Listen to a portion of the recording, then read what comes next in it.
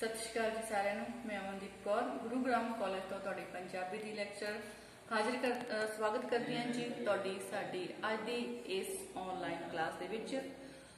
इस online class दे विच असीं जिहड़ी है BA फर्स्ट ईयर दी ऑनलाइन क्लास जिहड़ी लैन जा रहे हैं। BA फर्स्ट ईयर दी अज साडी जिहड़ी तीसरी ऑनलाइन क्लास जिहड़ी है वो चल रही है जी। पहली क्लास दे विच जिहड़ी आ आपां सिलेबस दे उत्ते एक छोटी जी झात मारी। उस तो बाद सिलेबस देखने तो बाद असी जिहड़ा आ कल की जिहड़ी तुहाडी क्लास सी उहदे विच शेख फरीद जी नूं शुरू किया होया आ। असी जिहड़ी ये रचना शेख फरीद जी दी आ तुहाडी शब्द सवेरा बुक की जिहड़ी शुरुआत की है उहदे विचों लई है। असी शुरुआत की है जी तुहाडी बुक शब्द सवेरा दी पहली बुक जिहड़ी आ जिहदे संपादक आ जी डॉक्टर हरभजन सिंह ते जिहदे विचों असी शेख फरीद जी नूं शुरू किया सी कल की क्लास दे विच। उन्हां दा शब्द जिस आसन हम बैठे, जिस आसन हम बैठे शब्द दे असी जिहड़ी गल आ उहदे ते असी गलबात जिहड़ी आ शुरू कीती सी। उस दे बारे जानकारी असी जिहड़ी कल तुहाडे नाल सांझी कीती सी। उस जानकारी नूं उस जिहड़ी गलबात नूं अगे जिहड़ा असी अज दी क्लास दे विच लैके जा रहे हां। कल असी जिहड़ी शेख फरीद जी दा शब्द शुरू कीता है जिस आसन हम बैठे उसकी शुरुआत असी की सी बोले शेख फरीद प्यारे अल्लाह लगे। बोले शेख फरीद प्यारे अल्लाह लगे ए तन होसी खाक निमाणी गौर करे। ਉਹਦੇ ਵਿੱਚ शेख फरीद जी कहते सी कि तेनू मनुख समा रहंदे परमात्मा दे नाल जुड़ जाना चाहिए है। क्यों? क्योंकि तेरा जिहड़ा तेरा शरीर है वह नाशवान है ते उसने एक दिन खाक हो जाना है ते इसदा अंतिम घर निमाणी कबर ही बन के रह जाएगी।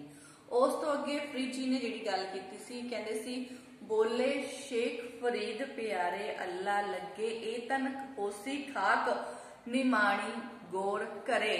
आज मिलावा शेख फरीद, आज मिलावा शेख फरीद टाकिम कुंजड़ियां मनो मचिंदड़ियां।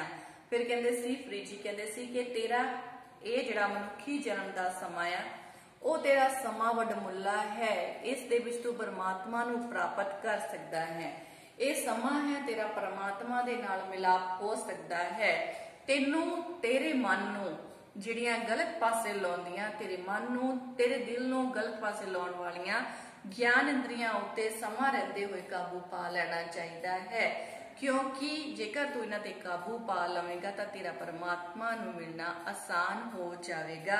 ये तेनों गलत रास्ते ते लगाउंदियां हन, दुनियावी चीज़ां दे पिछे ला दिंदियां हन। फिर जिहड़ा फरीद जी कहंदे सीगे कि जे जाना मर जाना घुम ना आई है। अगला जिहड़ा शब्द दी अगे जिहड़ी सीगी व्याख्या जे जाना मर जाइए घुम ना आई है झूठी दुनिया लग ना आप गवाई है। फिर कहते कि जेकर मनुख तेनू पता है कि तू मर जाना है, जेकर तेनू मौत की सच्चाई का पता है कि मौत अटल है सच्चाई है तो इसने आना ही आना है, तो फिर तू झूठी दुनिया के पिछे लग के अपने आप नू क्यों गवा रहा है, अपना समा क्यों जड़ाया वो गवा रहा है। बोलिए सच धर्म झूठ ना बोलिए जो गुरदस्ते वाट मुरीदा जोलिए।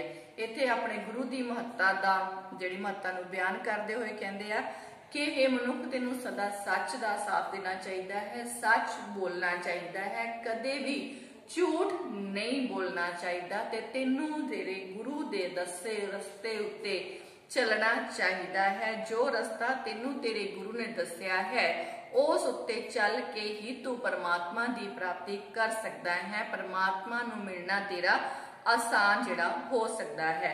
सो तेनू तेरे गुरु दे दसे रस्ते दे उत्ते ही चलना चाहिए है। फिर अगला जिहड़ी लाइना है उहदे विच की कहंदे आ जी, कहंदे शैल लगेंदे पार, शैल लगेंदे, शैल मतलब नौजवान गभरू जिहड़े आ उन्हां नूं कहा गया शैल लंघेंदे पार गोरी मन धरिया। गोरी मतलब एक कमजोर जीव आत्मा की गल की गई है, इस तरह की गल की है। कंचन वन्ने पासे, कंचन वन्ने पासे किलवित चीरिया। कंचन हुंदा जी सोना, लंघेंदे पार, शैल लंघेंदे पार गोरी मन धरिया, कंचन बन्ने पासे किलवित चीरिया।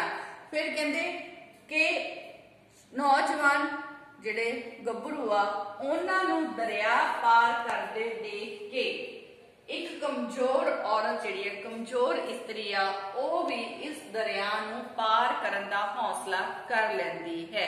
मतलब कि नौजवान मुंडे तो मतलब हैगा जी कि जिहड़े लोग साधु संतां दी जिहड़े संत लोग आ उन्हां नूं इस संसार समुंदर तो पार लंघदा देख के शैल लंघेंदे पार संत लोग जिहड़े आ, वैसे तां शैल गभरू जवान दे लई जिहड़ा शब्द वरतिया जांदा, पर इत्थे जिहड़ा जीव आत्मा आ उहदी गल कीती गई है कि जीव आत्मा दे विच संत जन जिहड़े कि चंगे कर्म करदे आ, दुनिया नूं जिहड़ा चंगा उपदेश दिंदे आ, संतां नूं जिहड़ा इस संसार समुंदर नूं पार करदा वेख के एक कमजोर जिहड़ी जीव आत्मा रूपी इस्त्री आ ਉਹ भी इस नूं पार करन दा हौसला जिहड़ा आ फड़ लैंदी है कि ਉਹ भी परमात्मा दे नाम दा सिमरन करके उन्हां संतां दे नाल रल के इस संसार रूपी समुंदर नूं पार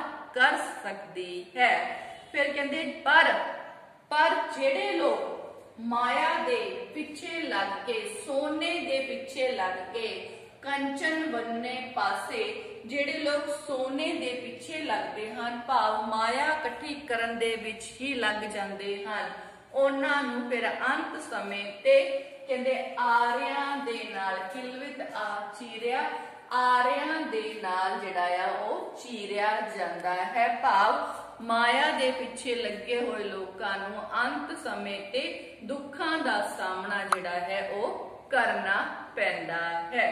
अगे चलदे हैं जी, कहंदे शेख हयाती जग न कोई थिर रहा, शेख हयाती जग न कोई थिर रहा, जिस आसन हम बैठे केते वेस गए।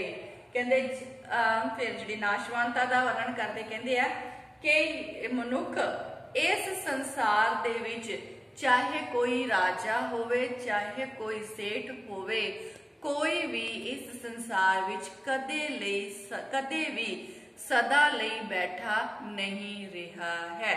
भाव ये जिहड़ी दुनिया है वो चलायमान है ते इस दुनिया विच जो भी आउंदा है उसने खत्म जरूर होना है। मौत अटल है ते ये सदा आउणी ही है।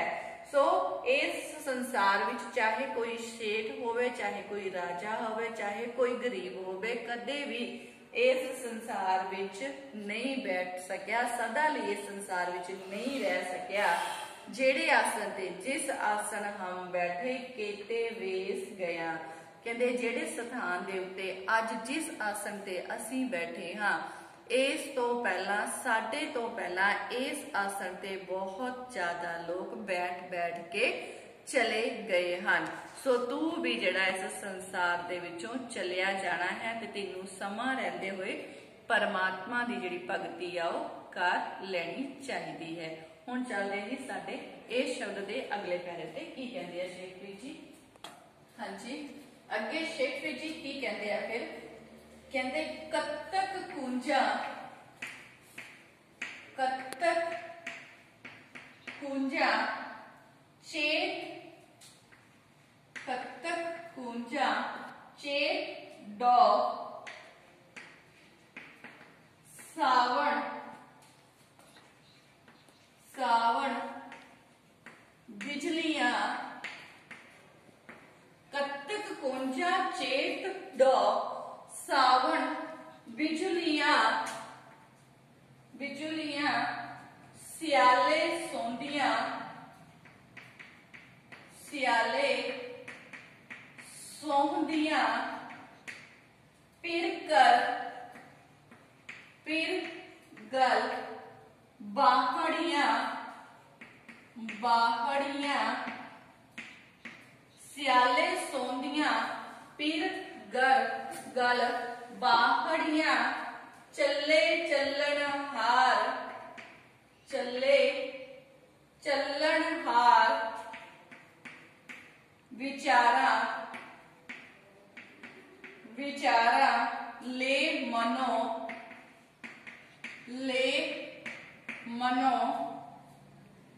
गंढ दियां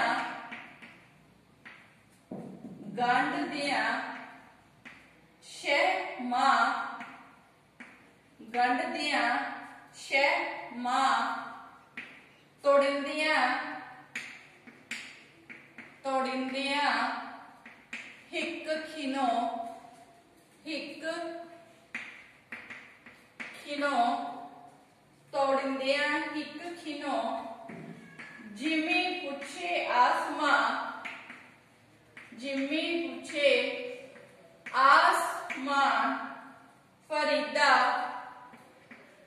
फरीदा खेवट किन्नी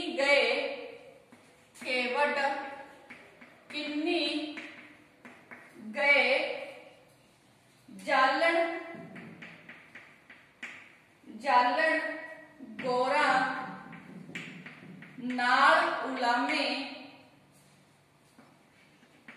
उलामे जी सहे हाँ जी गल्लां कहंदे शब्द थोड़े थोड़े पर गल्लां बहुत वड्डियां फ्रिजी कहंदे आ कत्तक कुंजा चेत डौ सावन बिजलियां एक जीव आत्मा जिहड़ी इस्त्री दे तौर ते है जीव आत्मा रूपी इस्त्री दी गल जिहड़ी आ करदे होए कहंदे कि कत्तक दे महीने विच आउण वालियां कुंजां कत्तक दे महीने विच आउण वालियां कुंजां ते चेत दा जिहड़ा महीना आ चेतर दे महीने विच जंगलां नूं लगी अग चेत दे महीने जंगलां नूं लगी हुई अग ते सावन दे महीने चमकदियां होइयां बिजलियां जीव रूपी आत्मा नूं बहुत ज्यादा तंग करदियां हन ते उस नूं सताउंदियां हन कत्तक दे महीने आउण वालियां कुंजां चेत दे महीने जंगलां नूं लग जाण वाली अग सौण दे महीने दियां बिजलियां दी चमक जिहड़ी आ जीव रूपी इस्त्री आ उस नूं बहुत ज्यादा तंग करदी है ते कहंदे जीव रूपी इस इस्त्री दियां जिहड़ियां बावां वा ओ सियाल दे महीनिਆਂ विच जिहड़ा अपने पति रूपी परमेश्वर दे गल विच पाईयां होईयां ही सोहणियां लगदियां हन फिर कहंदे चले चलन हार विचारा ले मनो कहंदे जद पता है कि ये संसार चलाएमान है इत्थे किसी ने सदा लई बैठिया नहीं रहना ते मनुख तैं भी इस संसार नूं छड्ड के एक दिन चले जाना है फिर कहंदे चले चलन हार विचारा ले मनो फिर कहंदे कि मनुख जिहड़ा आ उसनूं पता है कि उसने अपना जिहड़ा इस संसार नूं छड्ड के चलिया जाना है ते फिर भी जीव आपो अपना समा जिहड़ा आ सारे लंघा के तुरे जा रहे हैं सारियां ने चले जाना है ते मनुख दा जीवन जिहड़ा वो पानी दे बुलबुले दे समान जिहड़ा है ते कहंदे फिर मनुख तू किहड़ियां विचारां दे विच पिया होया है जदों तैनूं पता है कि तू इस संसार तो चले जाना है ये संसार नाशवान है इस विच मनुखी जिंदगी दी गल करदे होए कहंदे आ कि अपनी माता दे गर्भ काल विच एक बच्चे नूं पूर्ण तौर ते जिंदगी लैंदियां होया 6 महीने दा समा लंघ जांदा है पूर्ण तौर ते जिहड़ी जिंदगी दी जिहड़ी हैगी आ मतलब जिंदगी बनाउंदे होए मां दे गर्भ विच 6 महीने जिहड़े बच्चे नूं लग जांदे हन पर उस जिंदगी नूं खत्म करन लई एक ही पल लगदा है उस नूं खत्म होण लई सिर्फ ते सिर्फ एक ही पल तोड़िंदियां एक खिनो एक ही पल विच जिहड़ा उस जिंदगी दा नाश आ हो जाता है, वो जिंदगी खत्म हो जाती है। सो तेनू पता है कि तेरा जीवन नाशवान है, फिर तू किस विचार विच फसिया होया है। तेनू समा रहंदे होए परमात्मा दी भगती जिहड़ी आ वो कर लेनी चाहिदी है, तां जो तेरा इस संसार दे विच जिहड़ा आउणा आ वो सफल हो जावे। फिर अगे जिहड़ा हैगा गा की कहंदे आ, कहंदे जिम्मी पूछे आसमान, जिम्मी पूछे आसमान फरीदा खेवट किन्नी गए, जालन गौरा नाल उलामे, जालन गौरा नाल उलामे जियां सहे। फिर कहंदे संसार जिहड़ा है वो नाशवान है, संसार नाशवान है। इस संसार विच किसी ने भी सदा लई बैठिया नहीं रहना, जो भी इत्थे आउंदा है वो अपना जीवन चक्कर पूर्ण करके इथों चलिया जाता है। इस संसार ते अपने जीवन की खेड नूं खेडदा होया उसनूं पूर्णता वल लैके इथों चलिया जाता है। ते फिर जिहड़ी जमीन आ वो आसमान नूं पुछदी है, की पुछदी है कि जिमी पूछे आसमान के तू ये दस कि ये जिहड़ा संसार है चलायमान है, इथों सब ने चलिया जाना है, तां फिर तेरे जिहड़े लोग हन वो तेरे जिहड़े वड्डे वड्डे आगू हन, वो भावें कोई राजा होवे चाहे कोई भिखारी होवे, जमीन जिहड़ी आसमान नूं पुछदी है कि तेरे ते जिहड़ी इत्थे जिहड़े वड्डे वड्डे आगू हन वो कित्थे चले गए हन। फरीदा खेवट किन्नी गए, वड्डे वड्डे आगू अपने आप नूं बहुत वड्डा कहाउण वाले जिहड़े राजे आ वो भी इथों चले गए हन, वो कित्थे चले गए हन। जालण गोरा नाल उलामे जी सहे, कहंदे इस संसार ते जिहड़ा मनुख है उसने पता है कि उसका जिहड़ा जीवन है वो नाशवान है, ते उसने फ्रीजी कहते हैं कि जिहड़ा इथों इस धरती दे उत्ते वड्डे वड्डे आगू भी इथों चले गए हन, ते संसार चलायमान है, नाशवान है, इन्हें नाश हो जाना है। ते फिर मनुख कहते जदों तेनू पता है कि तू खत्म हो जाना है, तू इथों चलिया जाना है, तां फिर तू समा रहंदे होए परमात्मा दी भगती क्यों नहीं करदा। तेनू समा रहंदे परमात्मा दे नाम दा जाप जिहड़ा कर लेना चाहिदा है। क्यों? क्योंकि कहंदे जालण गोरा जिमी पुछे आसमां फरीदा खेवट किन्नी गए, जालण गोरा नाल उलामे जियां सहे। कहंदे जो भी तू काम करदा है इस संसार विच रहंदियां, जो भी तू काम करदा है, चंगे माड़े काम जिहड़े तू करदा है, तेरे मौत तो बाद, तेरे मर जाण तो बाद उस दा हिसाब किताब तेरी आत्मा नूं जरूर ही सहना पवेगा। तेरे जिहड़े माड़े चंगे कर्म आ उन्हां दा जिहड़ा हिसाब है वो तेरी आत्मा नूं सहना पवेगा। क्यों? क्योंकि जेकर तू चंगे कर्म करेगा तां चंगे कर्म जिहड़े वो तेरे जाण तो बाद इस संसार विच याद कीते जाणगे। सो तेनू यह सलाह जिहड़ी आ फ्रीजी दिंदे आ कि मनुख तेनू चंगे कर्म कर लेने चाहिए हन, तां जो ये चंगे कर्म जिहड़े आ तेरे जाण तो पिछों भी तेरे याद रह जाण ते तेरी आत्मा जिहड़ी आ उस ते कोई जिहड़ा बोझ ना रह सके। सो ये संसार नाशवान है, समा रहंदे मनुख तू अपनी जिहड़ी परमात्मा दी भगती कर लै, तां जो तेरा इस संसार तो जिहड़ा संसार समुंदर नूं पार करना सौखा हो जावे, ते तेरे जाण तो बाद तेरे कीते होए चंगे कर्म जिहड़े आ उसनूं हर एक जिहड़ा याद रखे। सो चंगे कर्मां दी महत्व नूं इस जिहड़ियां दो लाइनां ਉਹਦੇ ਵਿੱਚ ਫਰੀਦ ਜੀ ਨੇ ਬਹੁਤ ਹੀ ਸੋਹਣੇ ਢੰਗ ਨਾਲ ਸਮਝਾਇਆ।